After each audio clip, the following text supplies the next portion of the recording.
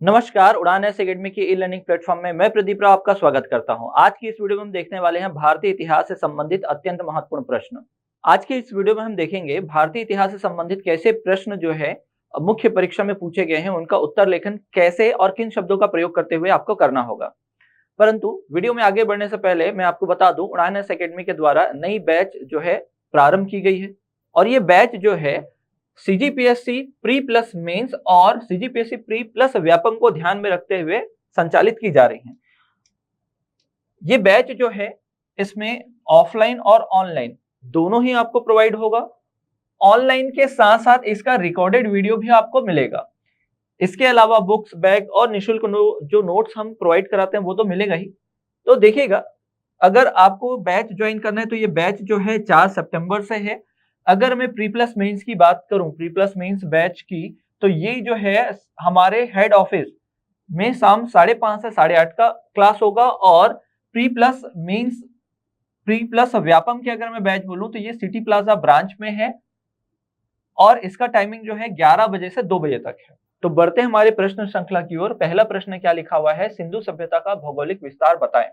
प्रश्न पूछा है 2 नंबर में। अब कोशिश कीजिएगा कैसे भी 2 नंबर का प्रश्न हो, चाहे अगर वहां पर डायग्राम रिक्वायरमेंट रहे तो बिल्कुल आप डायग्राम जरूर बनाएं। जैसे मैंने यहाँ पर एक शॉर्ट डायग्राम, छोटा सा डायग्राम बनाया है और मैंने यहाँ पर त्रिभुजाकार आकृति बनाई है भारत के पश्चिमोत्तर क्षेत्र में। ऊपर वाला किनारे पर आपके पास स्पेस हो तो जरूर लिखेगा नाम मांडा, दक्षिण वाले में क्या है आपका दैमाबाद, पूर्व वाला हिस्सा क्या है आपका आलमगीरपुर और ये है सुतका गेंडोर।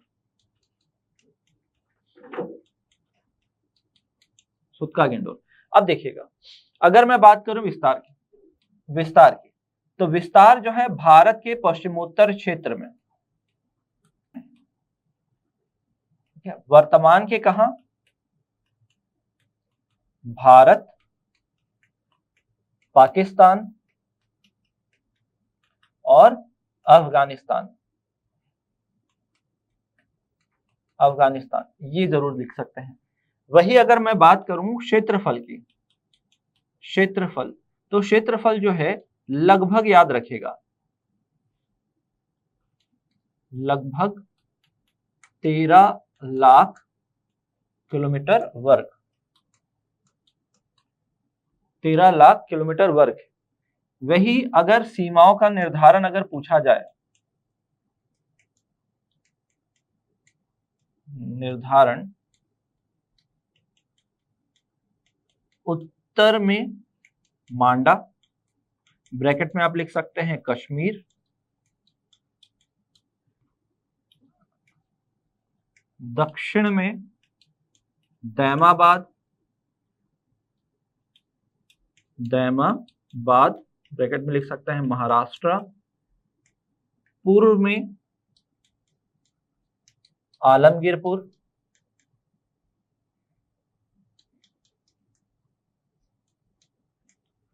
पूर्व कहां उत्तर प्रदेश, एवं दक्षिण में एवं पश्चिम में सुतका गेंडोर द्वारा किया गया है या किया जाता है। ये लिख सकते हैं। हाँ, यहाँ पर आप लिख सकते हैं पाकिस्तान, क्योंकि आपको दिख रहा है मैप में पाकिस्तान में है, तो ये छोटा सा स्पेस, छोटा सा कारण आपको ये जो है आपको अलग लिख रहा है, लेकिन ये 2 लाइन में आपको कवर करना है, सॉरी 4 लाइन में आपको क्या है कवर करना है। तो इस प्रकार आप क्या करिएगा, अपने आंसर को लिखने की कोशिश कीजिएगा। बढ़ते हैं अगले प्रश्न की ओर। अगला प्रश्न क्या लिखा है, बौद्ध धर्म की 4 समितियां या संगीतियां किन किन स्थलों पर संपन्न हुई, कालक्रम के अनुसार उल्लेख करें। तो देखिएगा, स्थान मेन है हमारे लिए, क्या है स्थान। तो 4 संगीतियां हुई। पहला हुआ कहां, राजगृह, दूसरा वैशाली, तीसरा पाटलिपुत्र, चौथा हुआ कहां कश्मीर, कुंडलवन कश्मीर। समय अगर देखें तो 483 ईसा पूर्व, यहां पर अगर देखें समय तो 383 ईसा पूर्व। यहाँ पर 250 या 251 ईसा पूर्व। यहाँ देखते हैं तो प्रथम शताब्दी बोलते हैं, प्रथम शताब्दी। तो ये आपका आंसर हो जाएगा। आगे देखते हैं अगला प्रश्न क्या लिखा है, अकबर के नवरत्नों का नाम लिखिए। देखिए नाम लिखने बोला है तो एज इट इज आपको नाम लिखना है। अकबर अकबर के दरबार में जो नवरत्न थे तो बीरबल, अब्दुल रहीम, फैजी, अबुल फजल,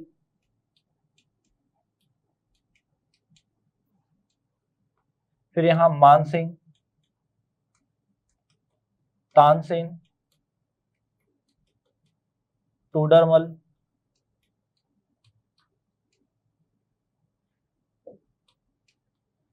मुल्ला दो प्याजा,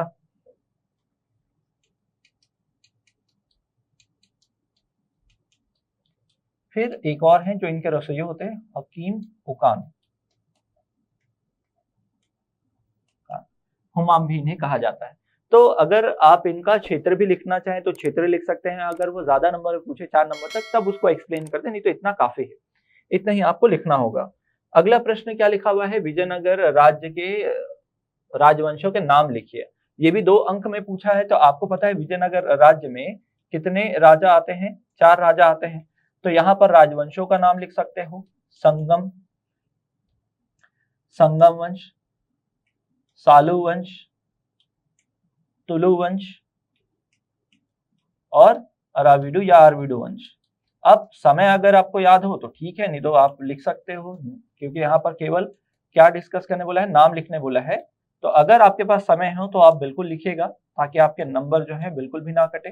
1505, 1505 से लेकर 1570 और ये 1570 से लेकर 1620 या 16 भी लिख सकते हैं, यहाँ तक चला।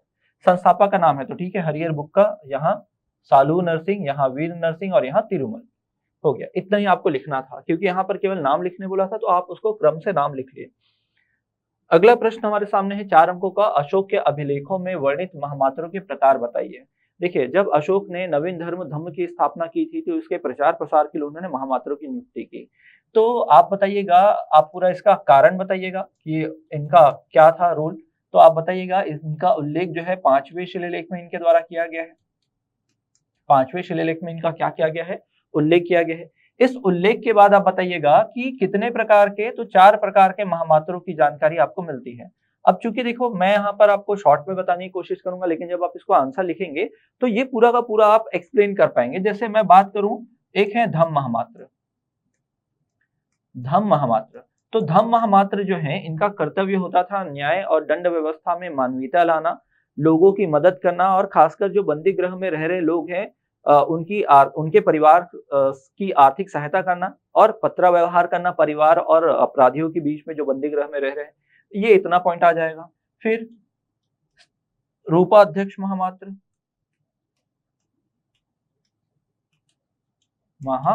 रूपाध्यक्ष महामात्र में क्या आ जाएगा, तो महिलाओं में नैतिक आचरण की देखरेख करते थे, धम्म का प्रचार करते थे।